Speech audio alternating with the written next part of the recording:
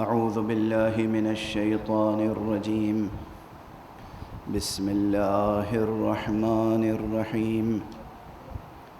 الحمد لله رب العالمين، والصلاة والسلام على أشرف الخلائق أجمعين، سيدنا وسيد الأولين والآخرين، حبيبنا وحبيب إله العالمين، إمام المرسلين وخاتم النبيين، أبي القاسم المصطفى محمد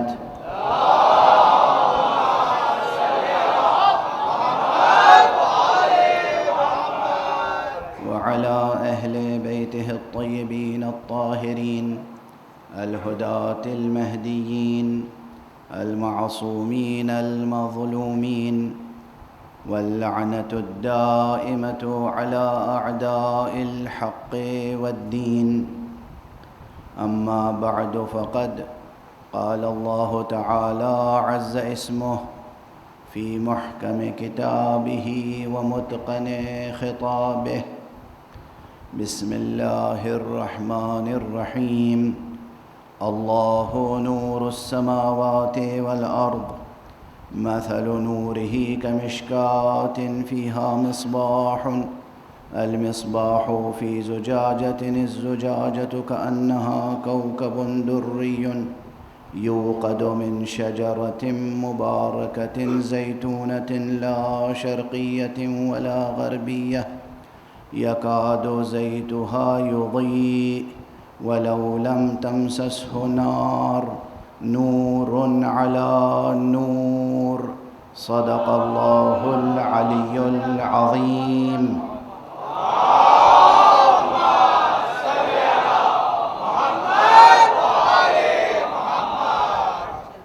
ایک مرتبہ اور بلند تر صلوات پڑھنے میں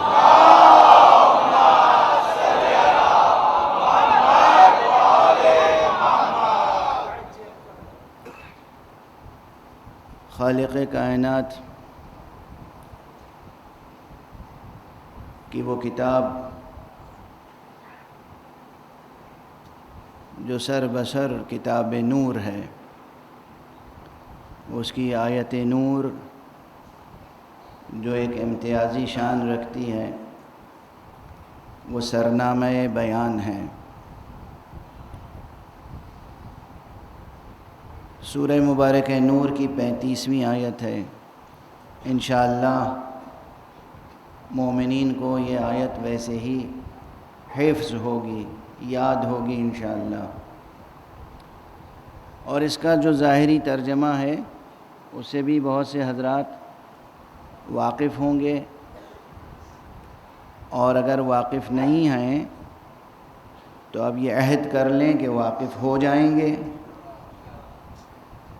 انشاءاللہ مطالعہ کریں گے، دیکھیں گے کہ لوگوں نے کیا ترجمہ کیا ہے اور کس کس طرح سے ترجمانیاں کی ہیں، اور پھر اس منبر سے جو یہ فقیر عرض کر رہا ہے اسے بھی پیش نظر رکھیں گے۔ ظاہری اعتبار سے الفاظ کا ترجمہ یہ ہے کہ اللہ نور السماوات والارض، اللہ ہے آسمانوں اور زمینوں کا نور۔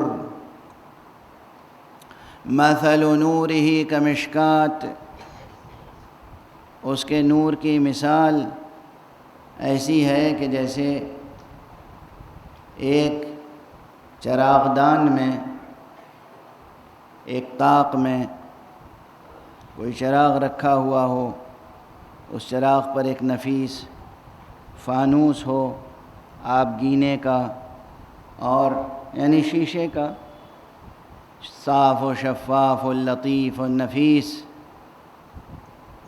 جو اس طرح چمک رہا ہو کہ جیسے موتی سے بنا ہوا کوئی فانوس ستارے کی طرح چمک رہا ہو۔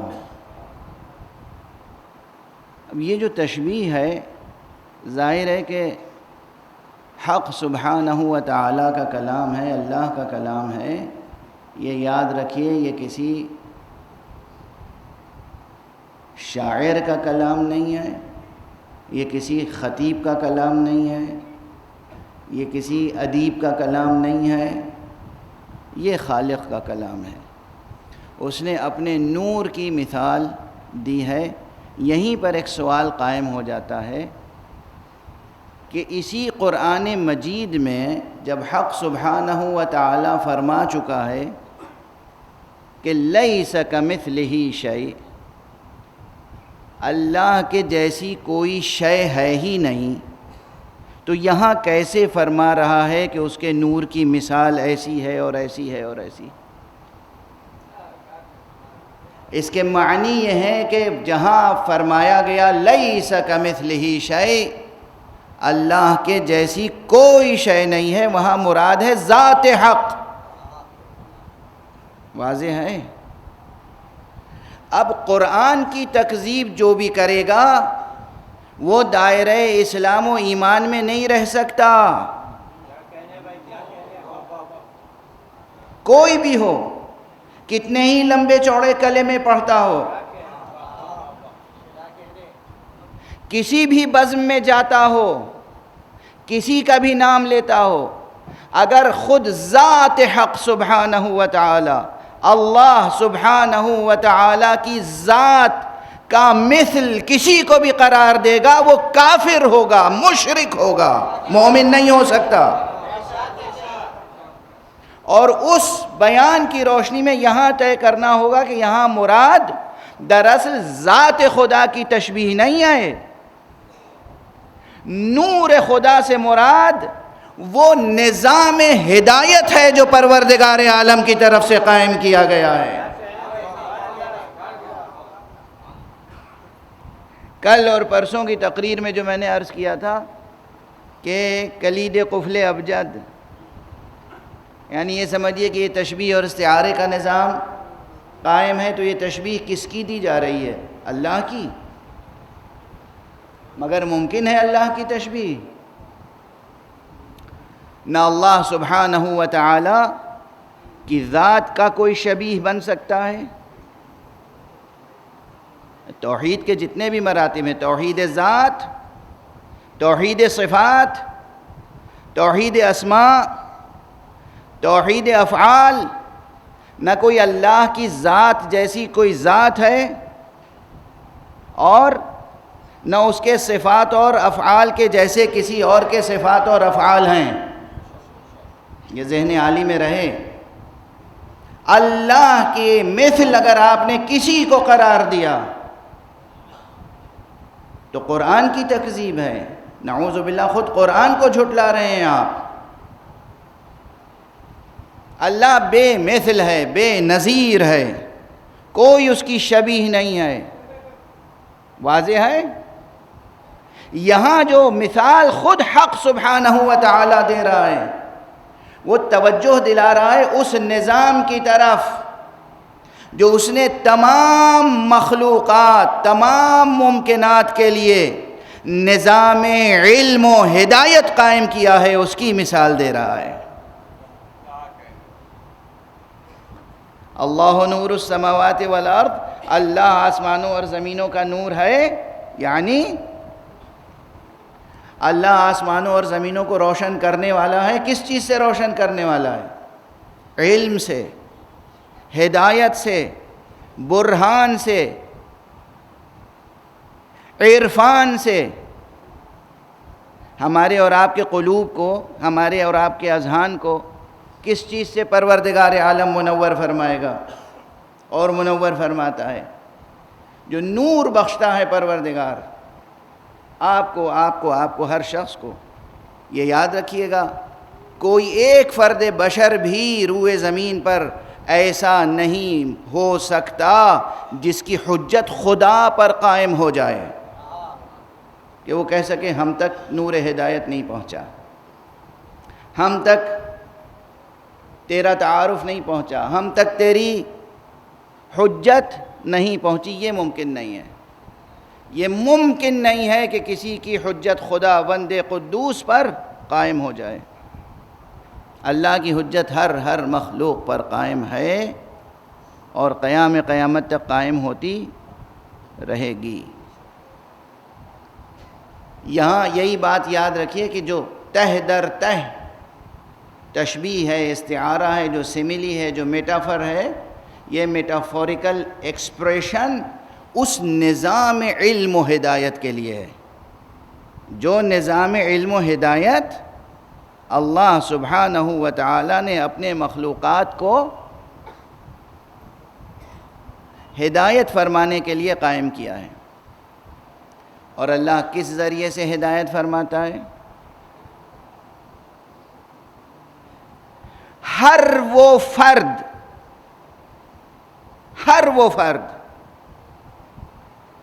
جو خدا کی طرف سے نظام ہدایت الہیہ کا حصہ بن جائے، اس کی حقیقت نوری ہوتی ہے،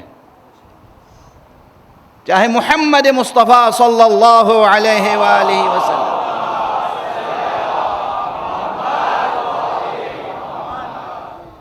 یا امیر المؤمنین علی ابن ابی طالب علیہ السلام،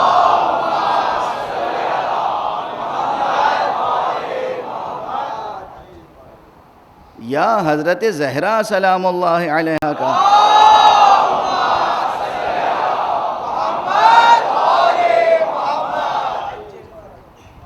ہم صرف ایک نبی اور 12 امام کے قائل نہیں ہیں، یہ خیال رہے کہ ہم 14 معصومین کے قائل ہیں۔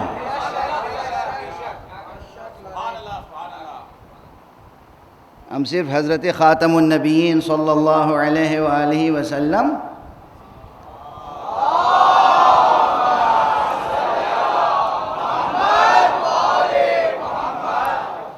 اور ان کے وصی و جانشین جان نبی نفس رسول حضرت علی ابن ابی طالب علیہ السلام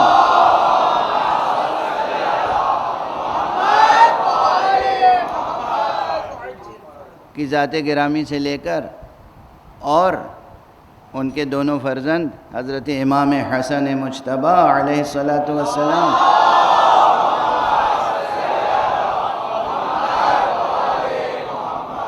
اور حضرت سید الشہداء علیہ السلام اور ان کی ذریت سے ہونے والے ائمہ اہل بیت صرف ان کے قائل نہیں ہیں، بلکہ حضرت زہرا سلام اللہ علیہا کی ذات گرامی وہ ہے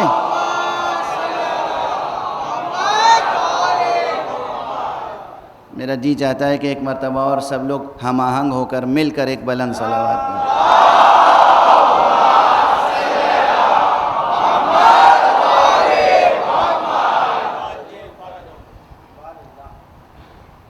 حق سبحانہ و تعالیٰ کی توحید کی دلیلوں میں سے بھی ایک دلیل ہے حضرت زہرا۔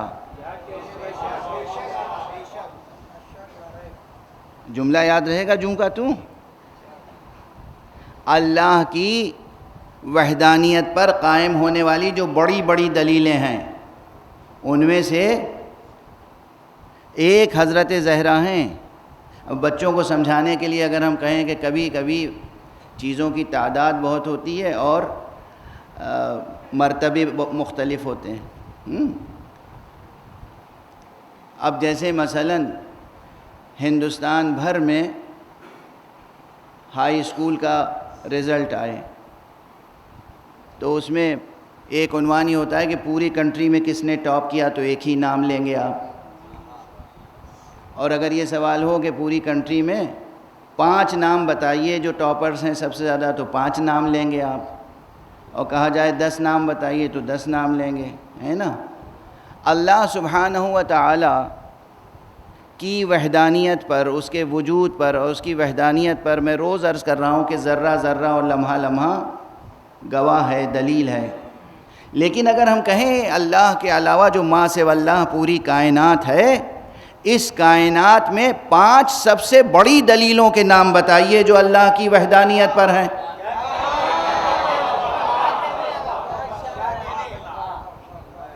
اللہ کی وحدانیت پر ہر ذرہ گواہ ہے، اللہ کی وحدانیت پر ہر لمحہ گواہ ہے، اللہ کی وحدانیت پر اس کی ہر مخلوق گواہ ہے، اپنی زبان حال سے ہر ذرہ کلمہ لا الہ الا اللہ پڑھتا ہے، قرآن میں آیت موجود ہے کہ ہر ذرہ ہر شے اس کی تسبیح کرتی ہے، اس کی تحمید کرتی ہے۔ قرآن مجید کی صاف و صریح آیت ہے، غور فرما رہے ہیں آپ؟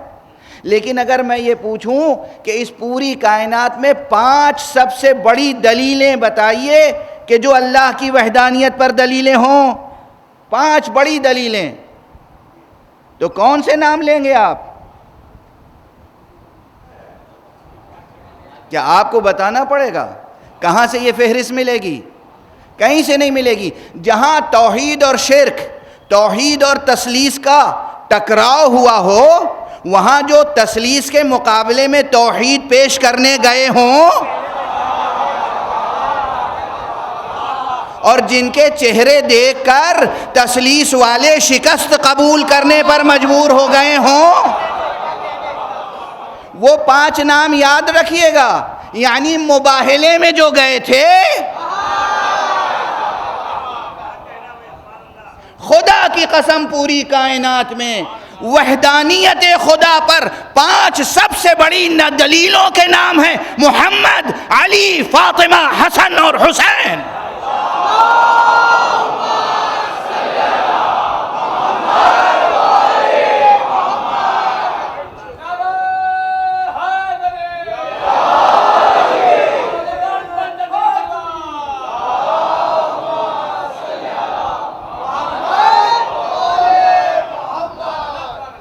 کل اختتام بیان پہ میں نے کہا تھا نا کہ جب کوئی پوچھے کہ کس نے کہا کہ خدا ہے اور ایک ہے، تو بے خوف کہہ دینا حسین نے بتایا ہے۔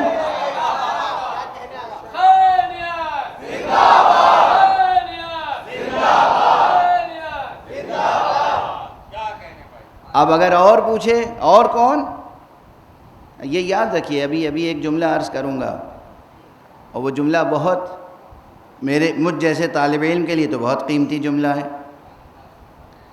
نہ جانے کتنی راتیں سحر کر کے اس ایک جملے تک پہنچا ہوں میں، تو وہ آپ کو اس وقت آپ کے سپرد کروں گا کہ جناب والا،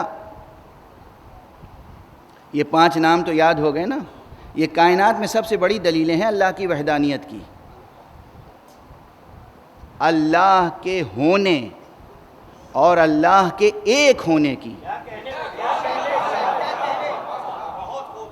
اللہ کے ہونے اور اس کے ایک ہونے کی۔ اس پوری کائنات میں سب سے بڑی 5 دلیلیں وہی ہیں جنہیں ہم پنجتن پاک کہتے ہیں۔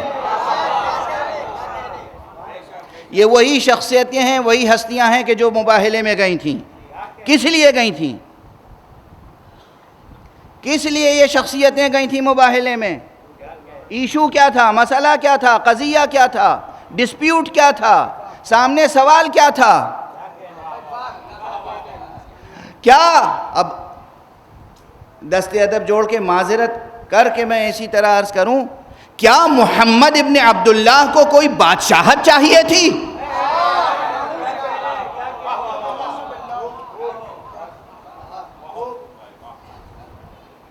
کیا علی ابن ابی طالب کو کوئی لشکر تیار کرنا تھا؟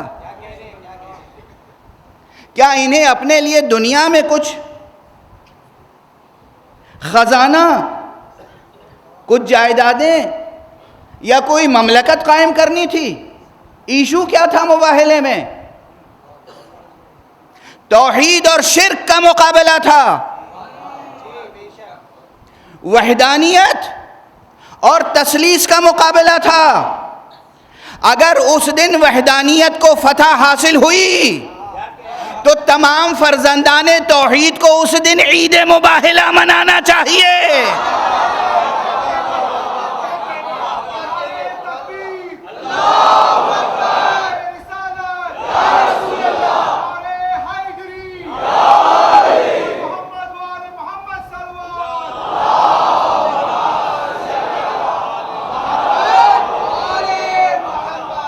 بعض حضرات ہم لوگوں کو طعنے دیتے ہیں، بھئی ان کے ہاں تو پتہ نہیں کتنے کلمے ہیں اور کتنی عیدیں ہیں۔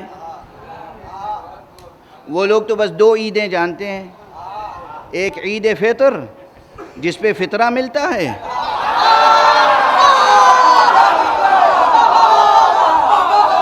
ایک عید قربان جس پہ کھانے کے لیے گوشت مل جاتا ہے.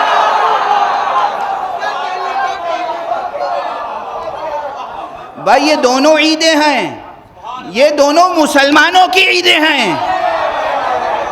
عید غدیر اسلام کی عید ہے, عید مباہلہ توحید کی عید ہے.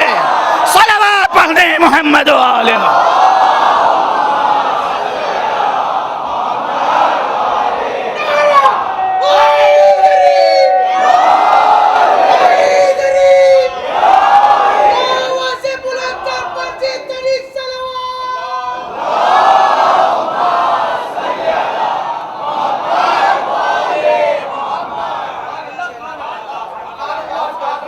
ہم اور کون سی عید مناتے ہیں؟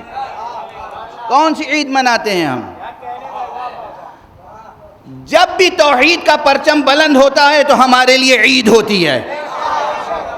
مباہلے میں توحید کا پرچم بلند ہوا, ہمارے لیے عید ہے. میدان غدیر میں توحید اور ولایت کا پرچم بلند ہوا, ہمارے لیے عید ہے. ارے ولایت کا باطن توحید ہے, اور ان دونوں میں عجب رشتہ ہے. کہیں ظاہر ہے توحید, باطن ہے ولایت. کہیں ظاہر ہے ولایت, باطن ہے توحید.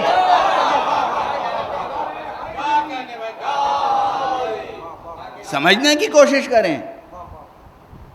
تو جو مباہلے میں گئے تھے, اب عجب ہے یا نہیں, یہ جائے تعجب ہے یا نہیں, کہ جہاں توحید کا اثبات ہو رہا ہے, جہاں وحدانیت کا اثبات ہو رہا ہے, جہاں شرک سرنگوں ہو رہا ہے, شرک کا پرچم, جہاں لشکر شرک فرار اختیار کر رہا ہے, جہاں لشکر شرک پناہ مانگ رہا ہے, اور توحید کا پرچم بلند ہو رہا ہے, وہ تاریخ بھی نہیں یاد ہے مسلمانوں کو, اور وہ سال بھی یاد نہیں ہے. بہت اختلاف ہے, پتہ نہیں 9 ہجری میں ہوا تھا مباہلہ یا 10 ہجری میں ہوا تھا, پتہ نہیں 24 ذی الحجہ تھی یا کون سی تاریخ تھی. عموماً کتنی عظیم و شان فتح ہے, خدا کی قسم. مسلمانوں, جہاں تک میری آواز جا رہی ہے, بتاؤ کتنی عظیم و شان فتح ہے. کس کی فتح ہے؟ توحید کی. کس کی فتح ہے؟ قرآن کی. کس کی فتح ہے؟ پیغمبر خاتم النبیین امام المرسلین محمد مصطفیٰ صلی اللہ علیہ وسلم.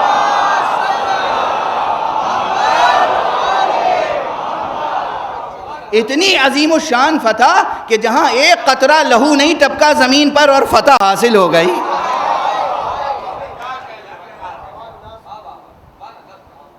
یعنی میدان معرکے کا سجا, میدان تو سجا, مگر ایک قطرہ لہو نہیں ٹپکا اور فتح حاصل ہو گئی.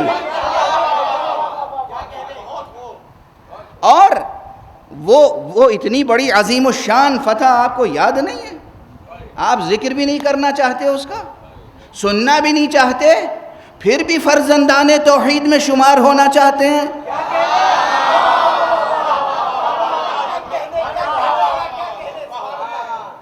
پھر بھی فرزندان توحید میں شمار ہونا چاہتے ہیں.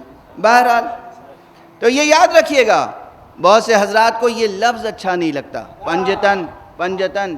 یہ کیا تصور ہے, کیا کانسیپٹ ہے پنجتن کا کانسیپٹ؟ سبحان اللہ. آپ جتنے عدد بنا لیجئے وہ سیلیبریٹ کر لیجئے, اور ہم وہ عدد جو قرآن مجید نے روشناس کیا ہے. مجھ سے ایک صاحب نے پوچھا تھا, یہ درمیان میں بات آ گئی تو عرض کرتا ہوا آگے بڑھ رہا ہوں. مجھ سے پوچھا تھا کہ یہ بتائیے کہ پنجتن پاک کا تصور جو ہے, یہ کانسیپٹ, یہ ایک سوشل کانسیپٹ ہے, مسلمانوں کے ایک گروہ نے یہ کانسیپٹ ڈیولپ کر لیا ہے. میں نے کہا جناب یہ ایک سوشل کانسیپٹ نہیں ہے. جب تک قرآن مجید میں 2 آیتیں موجود ہیں, آیت تطہیر اور آیت مباہلہ, اس وقت تک پنجتن کا تصور نہ رد کر سکتے ہیں, نہ اس ناموں کو تبدیل کر سکتے ہیں, نہ اس فہرست کو نہیں بدل سکتے, ان ناموں کی ترتیب کو نہیں بدل سکتے. ان ناموں کی ترتیب کو نہیں بدل سکتے. تو بہرحال یہ 5 ہستیاں وہ ہیں کہ جو سب سے بڑی دلیلیں ہیں کس پر؟ خدا کے ہونے اور اس کے ایک ہونے پر. ٹھیک ہے نا؟ جو خود اس کے ایک ہونے پہ دلیلیں ہیں انہی کا نام لے کر ان کو اس کا شریک بنانے کی کوشش نہ کیجیے. ایک صلوات پڑھ دیجئے محمد و آلہ.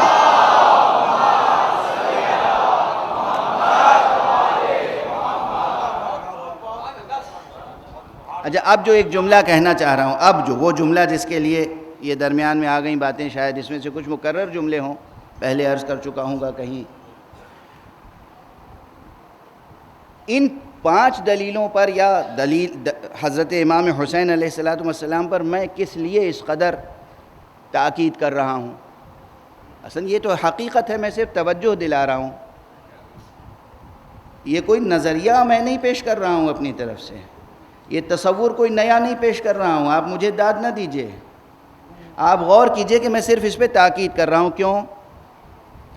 ذرہ ذرہ لمحہ لمحہ وجود خدا پر دلیل ہے. شعر بھی مشہور شعر تھا، سنا چکا، اور اس مضمون کے نہ جانے کتنے شعر ہر زبان میں ہیں کہ وفی کل شیء لہ آیۃ تدل علی انہ واحد. ہر شے میں ایک نہ ایک نشانی اللہ کی موجود ہے جو یہ دلالت کرتی ہے، جو یہ رہنمائی کرتی ہے کہ وہ ایک ہے ہر شے میں.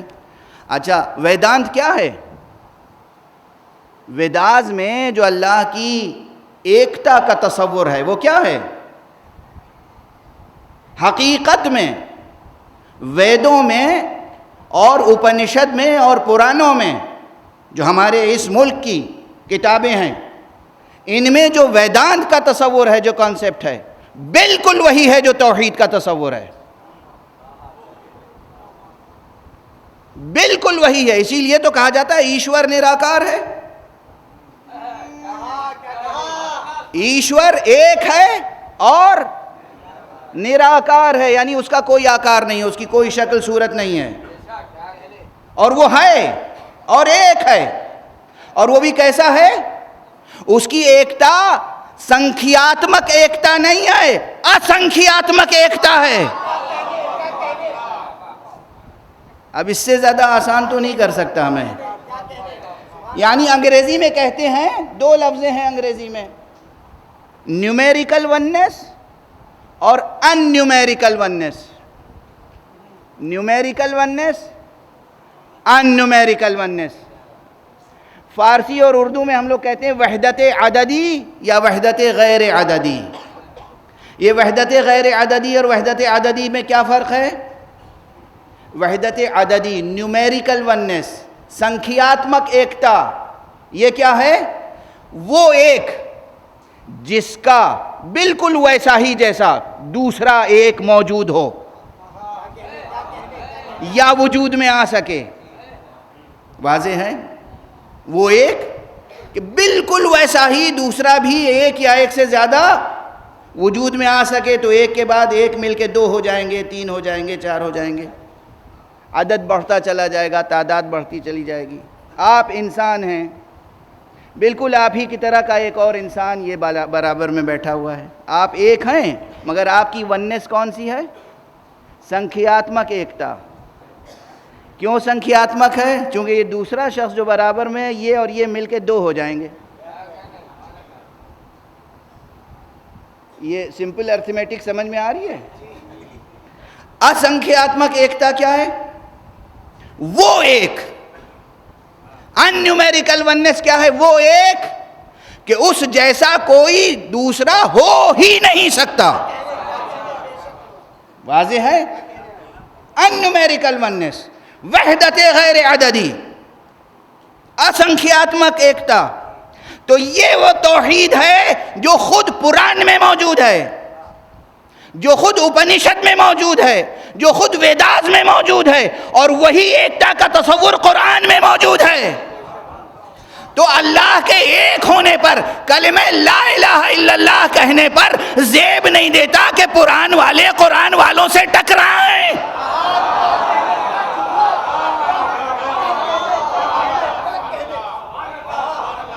زیب نہیں دیتا. اور اس نے اپنی ایکتا کا سبق اسی لیے پڑھایا ہے کہ میری ایکتا کا یقین کر کے تم لوگ سب ایک رہو، ایک ہو جاؤ، ایک دوسرے کے ساتھ اللہ کی خاطر محبت کرو، اللہ کی خاطر، ایشور کی خاطر، خدا کی خاطر ایک دوسرے کا احترام کرو. اس کو بھی کس نے بنایا ہے؟ اللہ نے. مجھے کس نے بنایا ہے؟ اللہ نے.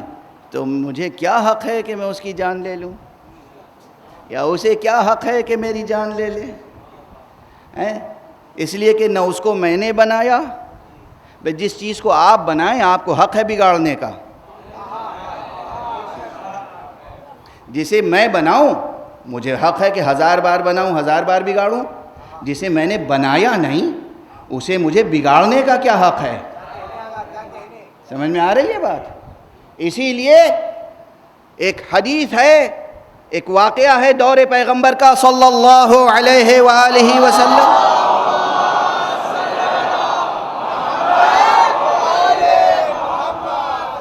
اسے عرض کرتا ہوا آگے بڑھ جاؤں، کوئی شخص آیا، پکڑ کے لایا گیا اور حضور کے سامنے پیش کیا گیا. کہا کیا ہے اس کا جرم؟ کہا اس نے بے خطا بے قصور غیر قانونی طور پر غیر شرعی طور پر ایک شخص کو قتل کر دیا.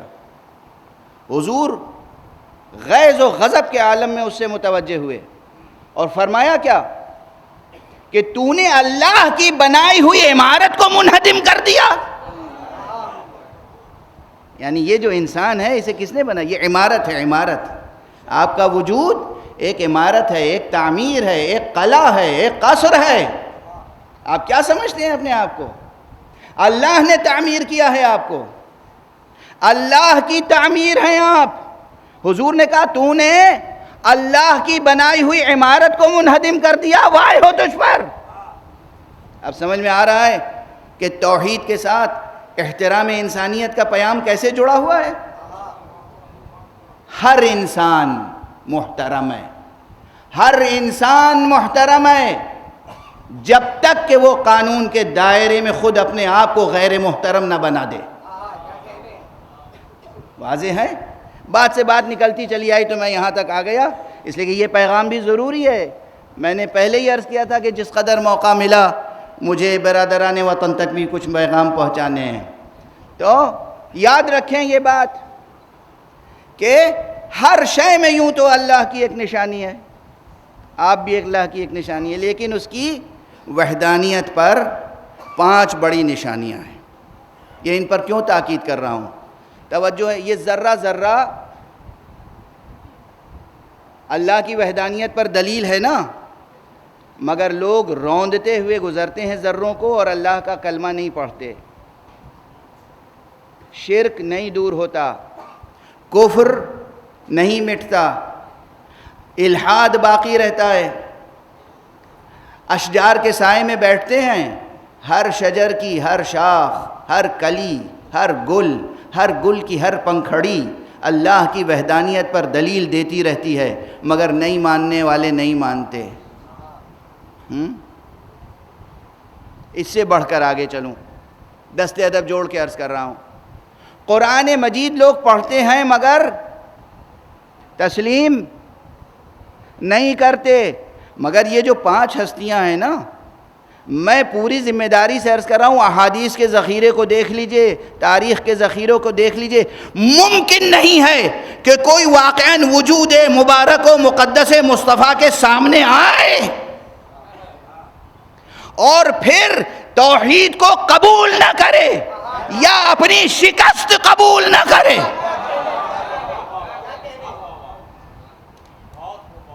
یا توحید قبول کرے گا یا اپنی شکست، دونوں لفظ یاد رکھیے گا. اسی طرح مولا کائنات امیر المومنین علی ابن ابی طالب علیہ السلام،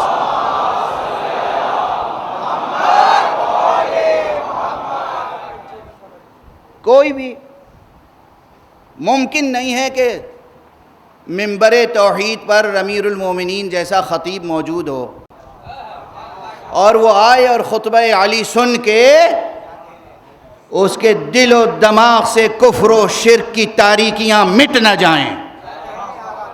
یا وہ نور توحید سے منور ہوگا یا اپنی شکست تسلیم کرے گا.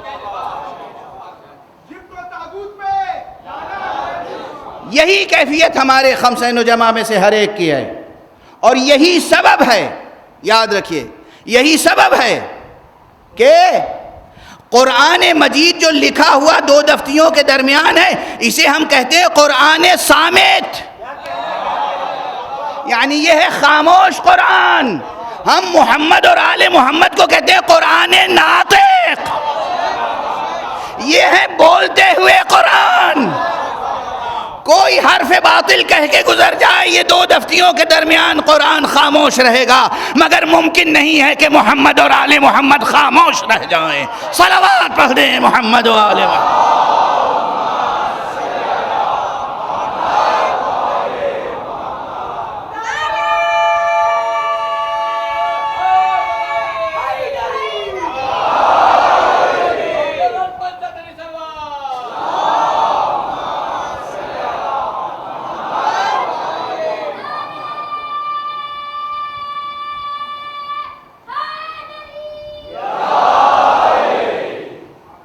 یہ وہ خاص طور چہاردہ معصومین، اور ان چہاردہ معصومین میں سے یہ پنجتن پاک، یہ وہ خاص ہستیاں ہیں پوری کائنات میں، ازل سے ابد تک، پوری کائنات میں، پورے عرصہ دہر میں. ان سے بڑی کوئی دلیل اللہ کے ہونے اور اس کے ایک ہونے کی نہیں ہے. تو پھر آپ کو زیب نہیں دیتا کہ انہی کا نام لے کر مشرکانہ باتیں کریں. بات کو ذرا ایک قدم اور آگے بڑھاؤں، اور وہ یہ کہ یہ توحید پر جو اتنا زور ہے، کلمے پر اتنا زور ہے، کس لیے؟ کل بات آ گئی تھی، بلکہ پہلے بھی آئی تھی. اب اس کو ہم آپ اپنی عملی زندگی سے جوڑ لیں، اپنی ایموشن سے، اپنے ایمبیشن سے، اپنی آرزوئیں، تمنائیں ہیں تو سب میں ہزاروں چیزوں کی تمنائیں ہوں گی. اب میں کیا وہ گھسا پٹا مصرع غالب کا دہراؤں؟ ایک ایک تمنا اور ایک ایک آرزو پر جان دینے کے لیے ہر شخص تیار ہے، مگر جتنی چیزوں کی آپ کو تمنا ہے، آرزو ہے، خواہش ہے یا ہوس ہے، حرص ہے، جو بھی ہے، اس میں سب سے بڑی دو چیزیں کیا ہیں؟ سب سے بڑی دو چیزیں، سب سے بڑی دو چیزیں آپ سوچئے گا. میں سوچا سمجھا جملہ سنا دیتا ہوں آپ کو. دو چیزیں ہیں. ایک تو اگر واقعی انسان ہے، اگر انسانیت کے درجے سے گر نہیں گیا ہے، اگر انسان ہے، انسانیت کے درجے سے گر نہیں گیا ہے، تو اسے دو چیزیں سب سے زیادہ عزیز ہوتی ہیں. عزیز، دل سے عزیز، اسی کی خواہش ہوتی ہے. سب سے پہلی چیز ہے عزت. صحیح عرض کر رہا ہوں؟ سب سے زیادہ انسان کو کیا چاہیے؟ عزت، آبرو، غرور نہیں، تکبر نہیں، جاہ و جلال نہیں، مگر عزت چاہیے. یہ عزت وہ ہے جو ہر ایک کو چاہیے. باپ یہ چاہتا ہے کہ اس کی عزت اس کے بچوں کی نگاہوں میں نظر آئے، بچے بھی یہ چاہتے ہیں کہ بچوں کی عزت باپ کی نگاہوں میں نظر آئے. سمجھ رہے ہیں آپ؟ اپنے بچوں کو حقیر نگاہ سے نہیں دیکھنا چاہیے. گناہ ہے، گناہ ہے، گناہ. رسول پاک نے فرمایا ہے اکرموا اولادکم، اپنے اولاد کا اکرام کرو، احترام کرو، عزت دو انہیں. اکرموا، اکرام کرو، عزت کرو، بچوں کی عزت کرو. باپ پر لازم ہے کہ اپنے بچے کی عزت کرے. باپ ہی عزت نہیں کرے گا تو عزت کا شعور بچے میں پیدا کیسے ہوگا؟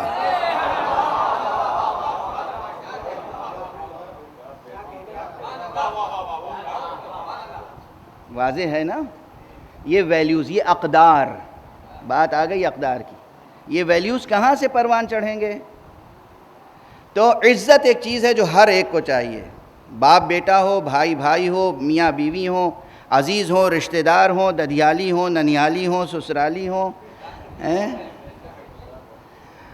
دوست ہوں، احباب ہوں، اجنبی ہوں، دو اجنبی ملتے ہیں کسی ایئرپورٹ پر، یہ کہیں کے وہ کہیں کے، مگر ایک نے دوسرے کو دیکھا اور احترام اور عزت کی نظر سے دیکھا تو دونوں میں محبت پیدا ہو جاتی ہے۔ ایک نظر میں ایک محبت کا رشتہ پیدا ہو جاتا ہے۔ اور اگر کسی نے بے اعتنائی سے، تکبر سے، غرور سے کہ صاحب میں تو امریکہ یا لندن کا رہنے والا ہوں، میں گورا ہوں، میں کسی کالے کو عزت سے کیوں دیکھوں، تو وہاں کیا پیدا ہو جاتی ہے؟ عداوت، دشمنی۔ ایک چیز ہے عزت، دوسری چیز کیا ہے؟ غنا۔ غنا یعنی ہر شخص اپنے کو دوسرے کا محتاج نہیں دیکھنا چاہتا۔ غنی یعنی دوسرے کے سامنے دست سوال دراز نہ کریں، دوسرے کے محتاج نہ ہوں۔ دراصل یہ دونوں چیزیں ایک دوسرے سے جڑی ہوئی ہیں، عزت اور غنا۔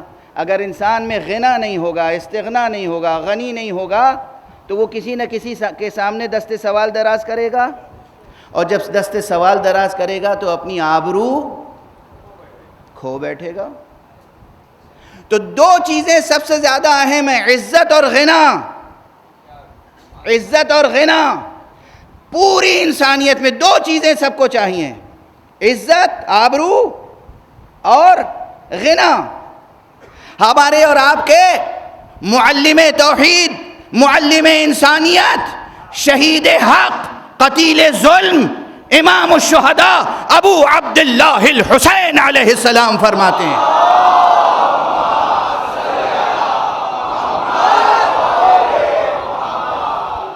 کیا فرماتے ہیں؟ فرماتے ہیں کہ ان العز والغنا خرجا یجولان۔ عزت، اب تمثیلی انداز میں تعلیم کا یہی طریقہ ہوتا ہے کہ عزت اور غنا یہ دونوں نکلے اور اپنی منزل کو تلاش کرتے ہوئے آگے بڑھے۔ یعنی عزت خود نکلی، غنا خود نکلا ہے، یہ غنا کی صفت خود نکلی اپنی منزل کو تلاش کرنے کے لیے۔ ان العز والغنا خرجا یجولان، یہ دونوں نکلے تو پھر کیا ہوا؟ لقیا التوکل، جب ان کی ملاقات توکل سے ہوئی، استوطنا، ان دونوں نے اسی کو اپنا وطن بنا لیا۔ یعنی جہاں خدا پر توکل ہوگا وہاں عزت بھی محفوظ رہے گی، وہاں غنا بھی موجود ہوگی۔ اگر خدا پر توکل نہیں ہوگا، خدا پر توکل نہیں ہوگا، اگر اس ایک بنانے والے پر بھروسہ نہیں ہوگا، نہ انسان کی عزت محفوظ رہے گی اور نہ اس کی بے نیازی محفوظ رہے گی۔ ایک صلوات پڑھ دیں محمد و آل محمد۔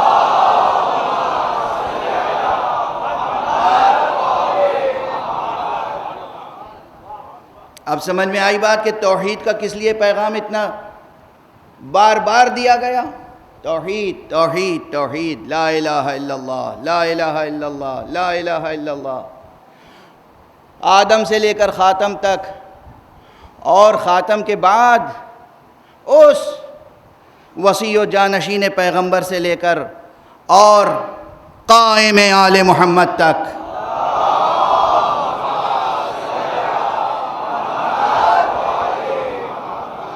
یہ سب کے سب اللہ والے، اللہ کی طرف بلانے والے، یہ جو سب کے سب نظام نورانی الہیہ کا حصہ ہیں، جو اللہ کی ہدایت کے نظام کا حصہ ہیں، یہ سب کے سب سے زیادہ کس بات پہ زور دیتے آئے؟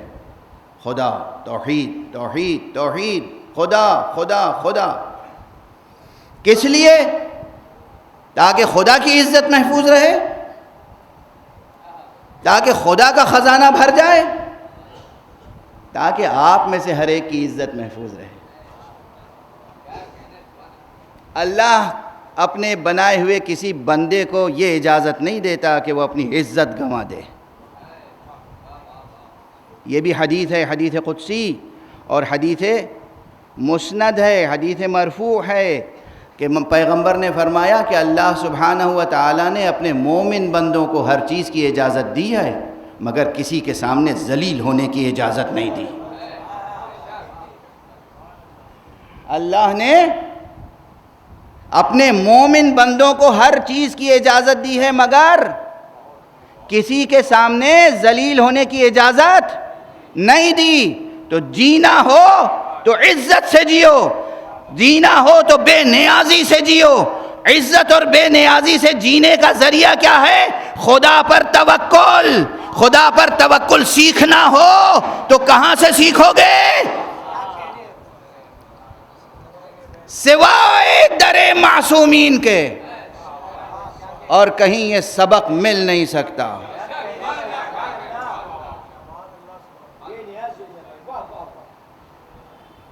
اب جڑ گئی نا بات زندگی سے، روزمرہ کی زندگی سے۔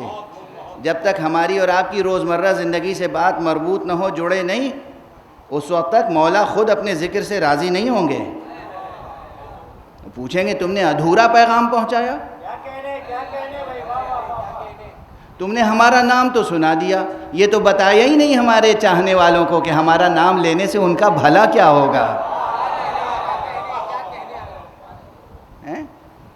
جو ہیں مومن عارف، وہ مومن ہیں، عارف ہیں، جانتے ہیں، لیکن کتنے ہیں روئے ارض پر، کتنے ہیں روئے زمین پر جو نہیں جانتے؟ تو انہیں بتانا ہوگا۔ ہاں ودن بریکٹ، وقت تیزی سے گزر رہا ہے، لیکن بہرحال یہ جملہ بھی کہہ دوں آپ کی ذہانتوں میں بھروسہ کر کے۔ توکل کا لفظ جب ہم استعمال کرتے ہیں تو لوگ سمجھتے ہیں کہ توکل کے معنی ہے کہ بس اللہ کا کلمہ پڑھا، اشہد ان لا الہ الا اللہ، اشہد ان محمد رسول اللہ صلی اللہ علیہ وآلہ وسلم۔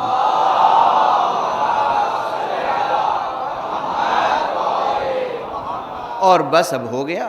مولانا نے تو کہا تھا توکل، قرآن میں ہے توکل، حدیث میں ہے توکل، اس لیے بس اب ہاتھ پہ ہاتھ دھر کے گھر پہ بیٹھے ہیں۔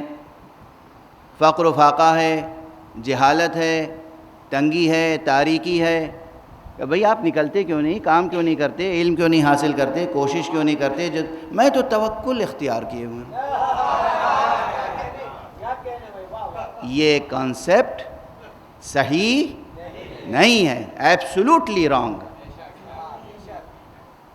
اس تصور کو آپ کہہ سکتے ہیں ایبسولوٹلی ناٹ، ایبسولوٹلی رانگ، بالکل نہیں۔ توکل کے یہ معنی نہیں ہے۔ توکل کے معنی یہ ہے کہ اللہ سبحانہ و تعالی نے جتنی صلاحیتیں دی ہیں وہ سب صلاحیتیں استعمال کر کے بھروسہ اس پر کریں۔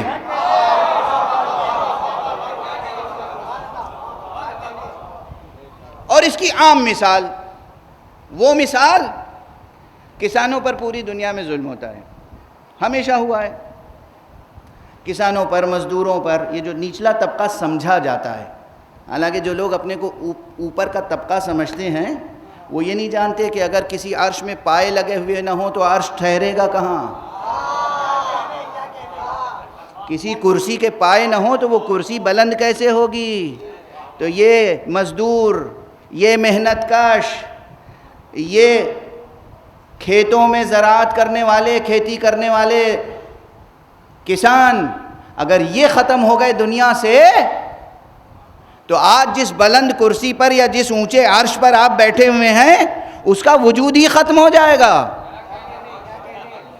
بہرحال زیادہ دیر تک گفتگو نہیں کر سکتا، اور اس منبر کی خصوصیت یہ ہوتی ہے کہ جو لوگ گھنٹوں بھاشن دیتے ہیں، تقریریں کرتے ہیں گھنٹوں، وہ اس منبر سے نکلنے والے چند لفظوں میں باتیں ادا ہو جاتی ہیں، چند لفظوں میں میسج کنوے ہو جاتا ہے۔ یہ اس معجزہ اس منبر کا، اس فقیر کا نہیں، اس طالب علم کا نہیں، اس منبر کا یہ معجزہ ہے۔ بہرحال تو کسان کی محنت کل کیا ہوتی ہے؟ اس کی جتنی صلاحیت ہے، بازوؤں میں صلاحیت ہے، زمین ہے سامنے، پانی کی نہر ہے، بیج ہیں، زمین کو اس نے تیار کیا، اس میں بیج ڈال دیا، پانی کی سینچائی کر دی، جو کچھ آپ کو کرنا تھا کر دیا، اب اس کے بعد کیا کرتا ہے کسان؟ چاہے جانتا ہو لفظ توکل یا نہ جانتا ہو، اب وہ توکل کر رہا ہے۔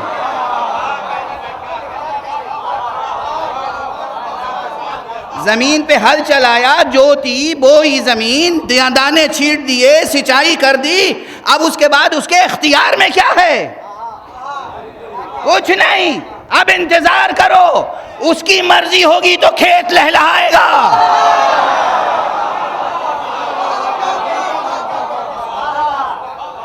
اس کی مرضی نہیں ہوگی تو کھیت نہیں لہلہا سکتا۔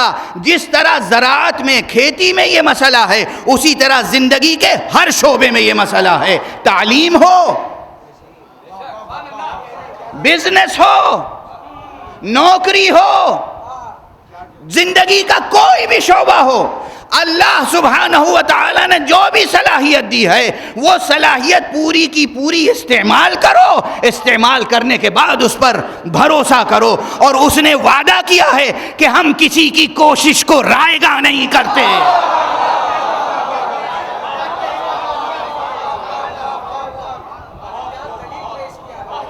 اس کا وعدہ ہے، ہم کبھی کسی کی کوشش کو رائیگاں نہیں کرتے، وعدہ ہے اس کا، کوئی بھی ہو۔ اور یہاں یاد رکھیے گا ایک جملہ، یہیں غرور اہل ایمان کا توڑ دیتا ہے خود خدا۔ دیکھو تو ہمارا خدا کیسا عادل ہے، کیسا انصاف والا ہے، کیسا منصف ہے۔ رب ہے نا، رب سب کا رب، خالی مسلمانوں کا تھوڑی ہے، کسی ایک سیکٹ کا تھوڑی ہے، کسی ایک نسل کا تھوڑی ہے، وہ تو اس پوری کائنات، پورے سنسار کا پالن ہار ہے نا۔ تو یہ نہیں کرتا کہ صاحب مسلمان اور مومن کوشش کرے گا تو اس کی کوشش برابر ہوگی، کوئی غیر مسلم کوشش کرے گا تو اس کی کوشش برابر نہیں ہوگی، نہیں، جو بھی کوشش کرے گا اللہ کسی کی کوشش برباد نہیں کرتا۔ یہ درس توحید لے کے جاؤ در حسین سے، مگر یہ کہ اس کی مرضی اور مشیت میں آ چکا ہو، کوئی شخص گناہ کرتے کرتے، سرکشی کرتے کرتے، ظلم کرتے کرتے اتنا آگے بڑھ چکا ہو کہ خدا کی پھر مصلحت ہو کہ جنت شداد کو برباد کرے، وہ ایک الگ مسئلہ ہے۔ بات سے بات نکلتی چلی جا رہی ہے، گفتگو آگے بڑھتی چلی جا رہی ہے۔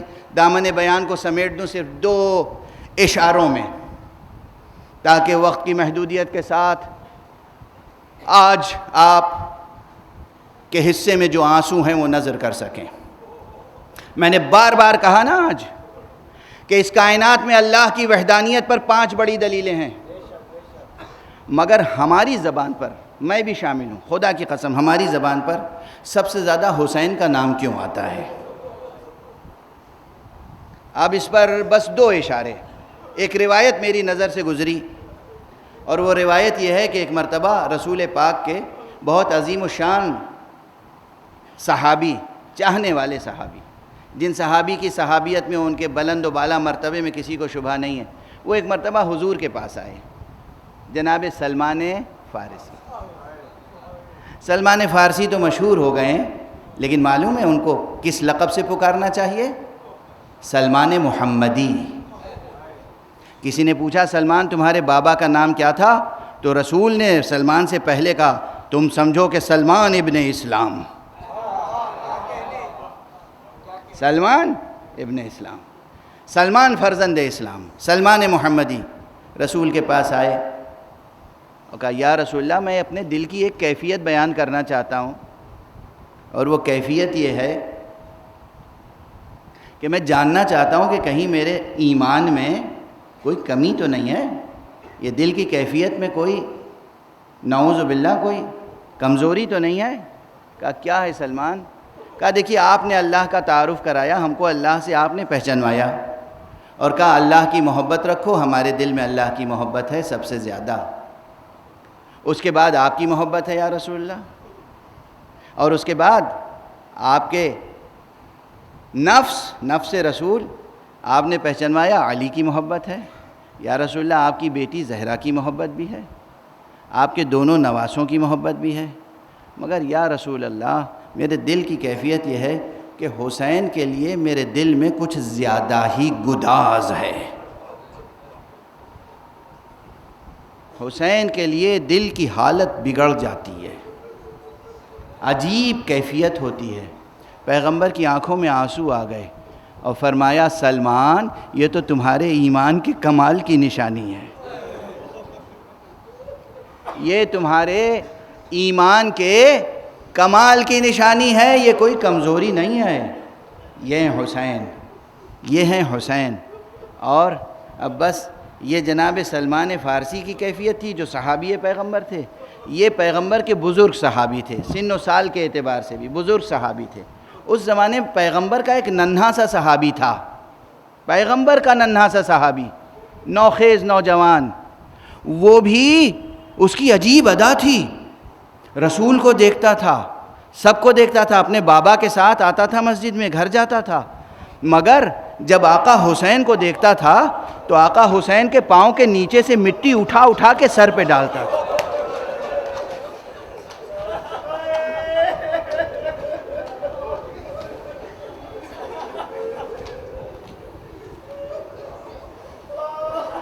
سمجھ گیا، آپ کا ذہن پہنچ گیا۔ رسول کے ایک صحابی تھے مظاہر کا ایک بیٹا تھا حبیب کی عادت تھی کہ حسین کے پیچھے پیچھے چلتے تھے، اور حسین جب قدم اٹھاتے تھے تو حسین کے قدموں کے نیچے کی خاک اٹھا کے سر پہ رکھ دیتے تھے، کبھی پیشانی پہ مل لیتے تھے، سونگھتے تھے جیسے کوئی خوشبو محسوس کر رہے ہوں۔ کیا عشق تھا حسین سے، کیا محبت تھی حسین سے۔ بس عزیزان گرامی، آج کی مجلس تمام ہو گئی، آپ کی آنکھوں میں آنسو آ گئے، آپ کی آوازیں بلند ہو گئیں۔ آج چھٹی مجلس ہے، اور آج عموماً ہم آقا حسین کو، یہ تو پورا محرم حضرت زہرا کو حسین کا پرسہ دینے کے لیے ہے، مگر آج ہم حسین کو حبیب کا پرسہ دیتے ہیں۔ کیا محبت ہے، کیا عشق ہے، کیا اعتماد ہے، کیا اعتماد ہے، کیا رشتہ اور رابطہ ہے، اور کیا مرتبہ ہے کہ حبیب کو امام حسین نے جب خط لکھا ہے تو کیا لقب لکھا؟ من الحسین ابن علی الى الرجل الفقیہ حبیب ابن مظاہر۔ حسین ابن علی کی طرف سے یہ خط ہے ایک مرد فقیہ کے نام۔ لفظ فقیہ سے کانوں کو مانوس رکھیے، لفظ فقیہ سے کانوں کو مانوس رکھیے، طبیعتوں کو مانوس رکھیے، دلوں میں لفظ فقیہ کی عزت و حرمت کا لحاظ رکھیے۔ حسین حبیب کو لکھ رہے ہیں الی الرجل الفقیہ۔ آپ تمام یہ تذکرے سنتے رہتے ہیں، اب دامن وقت میں بالکل گنجائش نہیں ہے، لیکن حق مجلس ادا کرنے کے لیے، آقا حسین کو پرسہ دینے کے لیے چند جملے اور عرض کروں گا۔ یہ در اہل بیت کی خاک اٹھا کر سونگھنا، بوسہ دینا، سر پہ ڈالنا، یہ بچپن ہی کا وتیرہ نہیں تھا حضرت حبیب ابن مظاہر کا۔ یہ روایت میں نے اپنی آنکھوں سے پڑھی ہے کہ جب روز عاشورہ حبیب کربلا پہنچے تو پہلے تو آقا حسین نے حضرت عباس سے، حضرت علی اکبر سے کہا جاؤ بڑھو میرا حبیب آ رہا ہے، ذرا استقبال کرو۔ حبیب پہنچ گئے آقا کی خدمت میں، ابھی بیٹھے ہی تھے، ابھی عرض ادب کیا ہی تھا، ابھی دست بوسی ہوئی تھی کہ ایک مرتبہ ایک کنیز خیمے سے نکل کے آئی اور کہا حبیب تمہیں زینب نے سلام۔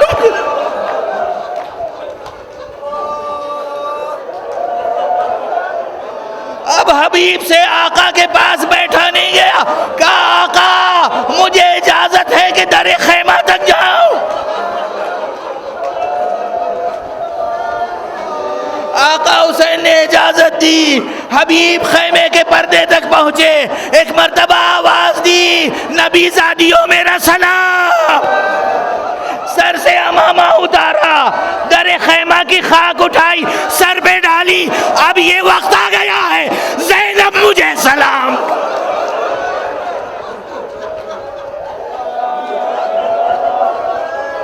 اجرکم علی اللہ، اجرکم علی اللہ۔ ارے حبیب کے مصائب بھی بڑے قیامت کے مصائب ہیں۔ بعض روایتوں میں ہے حبیب آقا حسین سے تقریباً 10 برس بڑے تھے، بعض روایتوں میں، بعض روایتوں میں اس سے بھی زیادہ ہے، یعنی عمر میں، سن و سال میں، بعض روایتوں میں 75 برس کی عمر تھی جناب حبیب کی۔ اور اس سن و سال میں حبیب نے کربلا میں جو جہاد کیا ہے،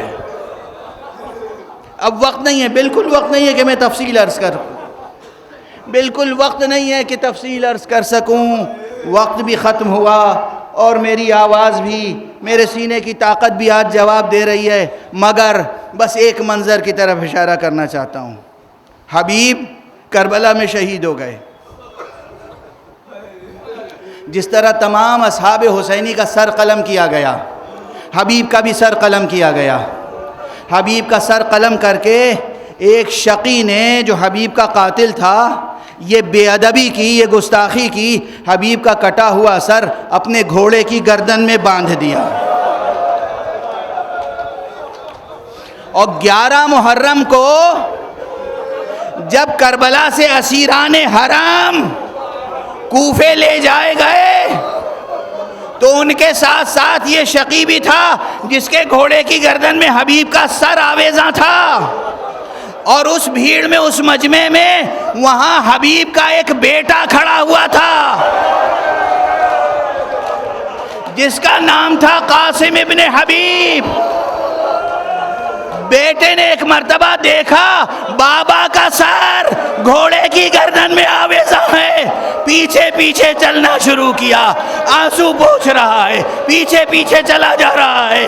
ایک مرتبہ اسے کہا کہ اے شخص میری ایک التماس ہے، میری ایک درخواست ہے۔ کہا کہو کیا کہنا چاہتے ہو؟ کہا یہ جو سر ہے نا، یہ میرے بابا کا سر ہے، یہ میرے بابا کا سر ہے، کیا اسے تھوڑی دیر کے لیے مجھے دے سکتا ہے یا مجھے عطا کر سکتا ہے کہ میں اس سر کو دفن کروں؟ اس شقی نے جواب دیا یہ میرے اختیار میں نہیں ہے، حاکم کی طرف سے یہ مجھے اجازت نہیں ہے۔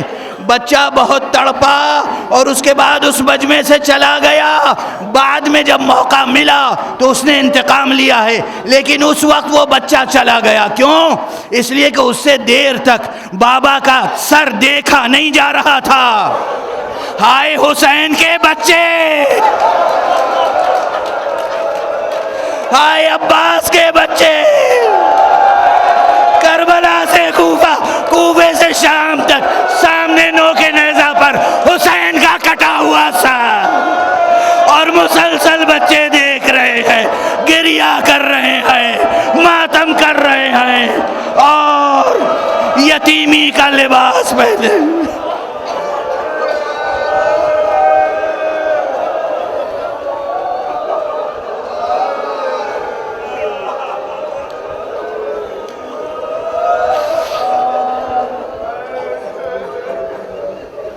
اِنَّا لِلَّهِ وَإِنَّا إِلَيْهِ رَاجِعُونَ رِضًا بِقَضَائِهِ وَتَسْلِيمًا لِأَمْرِهِ۔